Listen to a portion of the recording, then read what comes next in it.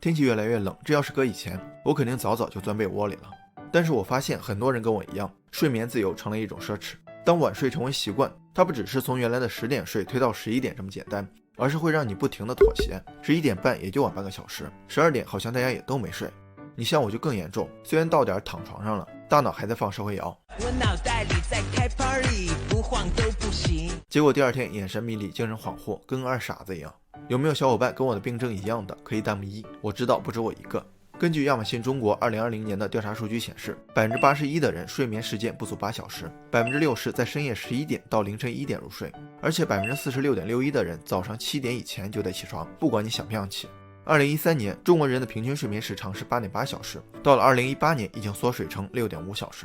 我就感觉我的作息被他拿捏得死死的。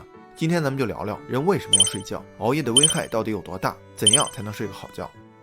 人为什么要睡觉？这个问题科学家们早就想过了，还总结了一个词叫昼夜节律，也就是生物钟。它就像一个闹钟一样，大约24小时为一个周期，控制着人体的内部系统。人们像是被设定了程序一样，入睡、醒来、分泌激素、体温变化，都按照这个节奏周期性变化。但是人能否改变昼夜节律呢？为了研究这个问题，世界公认第一位系统研究睡眠的专家克莱德曼，在1938年做了一个细思极恐的实验。他计划把昼夜节律延长至28小时。为了排除正常生活环境的干扰，克莱德曼和他的学生理查德把实验地点选在了肯塔基州的猛犸洞穴。这个洞穴长达600公里，常年保持恒温12摄氏度，而且永远不见日光。他们2人在洞里架设了桌椅、洗漱台，为了避免老鼠爬到床上，又用铁架把床吊起来，架子的每个支架还用铁桶围了起来，听着就瘆人，对吧？更别说在里面睡觉了。就这样，两人按照每天28小时的作息，人为控制光照，模拟白天黑夜，坚持了整整32天，但结果没能如愿。理查德的作息和体温虽然能够适应28小时的周期，但每次规定睡眠时间到来之前，他就已经昏昏欲睡。克莱德曼的昼夜节律更是始终保持在24小时。既然外界条件不足以改变昼夜节律，那如果人体自己坚持打破生物钟，又会有怎样的结果呢？美国学术杂志 Sleep 发表了这样一项实验，他们从医院抽取了20名医生，分为2组，一组前一天值了夜班，另外一组是正常休息的。然后第二天让他们在5分钟内观看显示屏里的图形，出现圆形就按一下按钮，圆形会随机出现90次，很简单对吧？但也无聊到容易让人犯困。实验结果显示，有正常睡眠的医生能够做出正确的反应，但值夜班的医生会有3-4次数秒内对图形毫无反应的现象。这个状态被称作瞬间睡眠，是大脑自我保护的一种防御反应，每次1到10秒。经常熬夜的小伙伴可能有所体会，就像突然断电了一样，没有任何意识，所以这种防御反应很可能好心干坏事儿。如果一个人在高速上瞬间睡眠了，5秒钟可能就飙了100多米啊，那眼睛一闭可能就真的睁不开了。也就是说，咱们只能适应昼夜节律，而没办法让他听你的。不管是谁，大致都按照这样一个节奏过完24小时。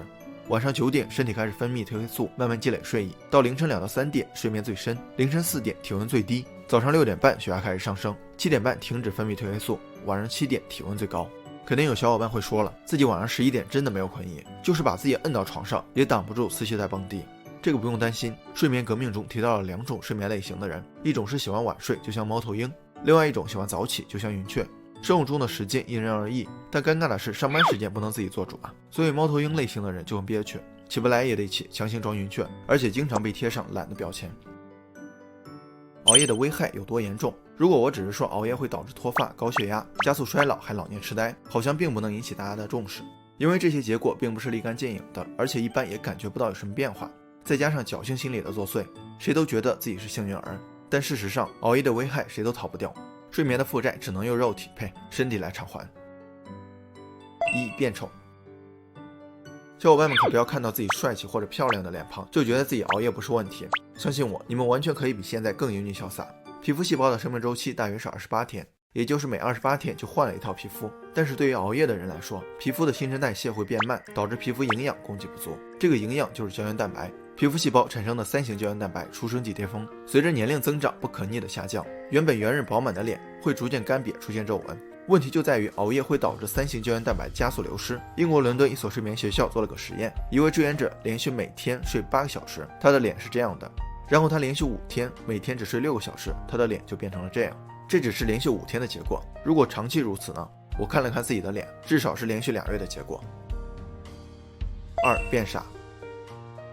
波士顿大学的科学家在2019年拍下了人类睡眠时大脑清洗的过程，红色是血液，蓝色是脑脊液，血液周期性的大量流出大脑，脑脊液趁机涌入，消除毒素。消除的毒素包括导致阿尔兹海默病的贝塔淀粉样蛋白。阿尔兹海默病就是咱们常说的老年痴呆，你可不要觉得老年痴呆只有老人才会得，如果在65岁之前发病，就是早老性痴呆。科学家让13个人戴上脑电帽，在核磁共振机器里睡觉，然后检测睡眠状态和血氧水平。结果显示，睡着的时候，大脑里的血氧浓度出现了明显的周期性变化，血液和脑脊液交替性流进流出大脑。醒来的时候，血液和脑脊液的振幅都比较小，脑脊液没办法进入大脑。如果你感觉记性不好了，表达能力变差了，注意力分散了，就得注意了，这些都是老年痴呆的前兆。3. 记忆力变差。说睡眠对记忆力的影响，我们得先了解睡眠周期。其实我们的睡眠并不是一觉到天亮，而是按照非快速眼动睡眠到快速眼动睡眠这一过程周期性进行的，每个周期90分钟左右，简称 R90。一个完整的睡眠大约需要4到5个 R90 周期。而在这些睡眠周期中，你的大脑要处理3项关于记忆的事物。1. 在快速眼动睡眠中，大脑把发生的事情、学到的知识扎根到脑海里。2. 在第一个 R90 的非快速眼动睡眠中，大脑会把无关紧要的记忆从大脑中剔除掉。3. 在入睡和黎明前的浅度非快速眼动睡眠中，大脑整理记忆并且固化。你可以把这个过程想象成插花，插着花枝修剪枝叶，然后设计成不同结构的形象。4. 免疫力降低。大脑控制着体内激素的平衡状态，比如与睡眠紧密相关的生长激素、性激素。我说到这儿，大家可能已经悟出了什么东西了。睡眠不足真的影响正常生活。另外，咱们都知道免疫力跟激素的分泌有关，睡不好，免疫力会以可见的速度下降，而与免疫力相关的疾病的发病率就会提高，比如感冒甚至癌症。有研究报告显示，即便打了流感疫苗，如果睡眠紊乱，疫苗就会失效，打了也白打。所以睡眠就像保养车一样，长时间不保养，再加上可劲造，没准会3天一小修，5天一大修。5. 心理健康。熬夜不仅伤身还伤心。还是美国 Sleep 杂志在2019年做了一项实验，找来一群习惯晚睡的夜猫子志愿者，让他们在接下来的3周内睡眠时长不变，只是把睡觉和起床时间提前2到3小时。3周之后，这些人的抑郁和压力指标明显降低了。这是因为睡眠不足对身体来说是一种应激刺激，会诱发皮质醇等应激相关激素的释放。这些应激激素会通过体液循环回到大脑的情绪相关区域，比如杏仁核、海马体和下丘脑，与相应的受体结合，从而增加我们的焦虑和压力水平，让我们更容易受到不良情绪的影响。怎样才能睡个好觉？并不是睡得多睡眠就好，很多小伙伴虽然一觉睡到中午，但还是昏昏沉沉，这是因为决定睡眠质量最关键的是刚开始的90分钟。斯坦福高效睡眠法这本书提到，你刚入睡几分钟后会进入最长的非快速眼动睡眠阶段，这个时间会持续90分钟左右，是释放压力排出废物的关键时期。然后是几分钟的快速眼动睡眠阶段，这就是第一个睡眠周期。后面的睡眠周期中，非快速眼动睡眠的深度会逐渐变浅，只要第一个睡眠周期能安然入睡，没人打扰，即便睡的时间短，效果也还是能得到最大保证。第一步，打造黄金睡眠90分钟。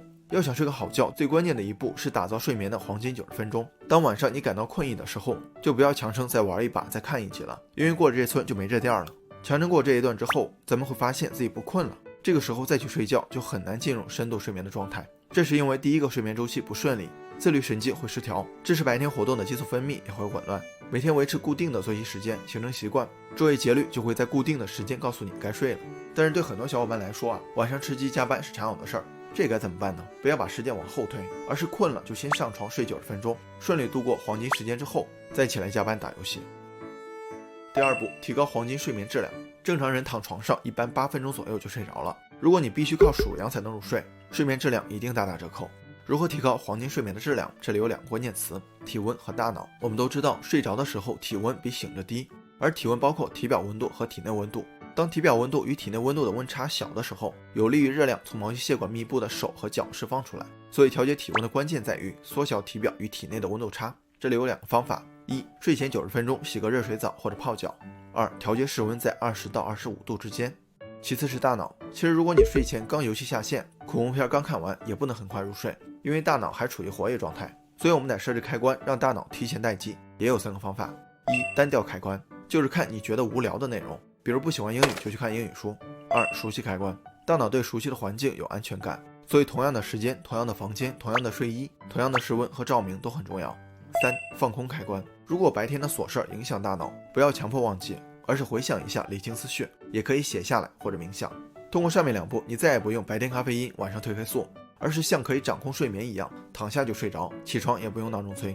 睡眠占了我们一生中1/3的时间，而且会影响剩余的2/3。曾经有过调研，世界上顶级的小提琴家们普遍认为他们的成就，睡觉是仅次于刻苦练习的关键因素。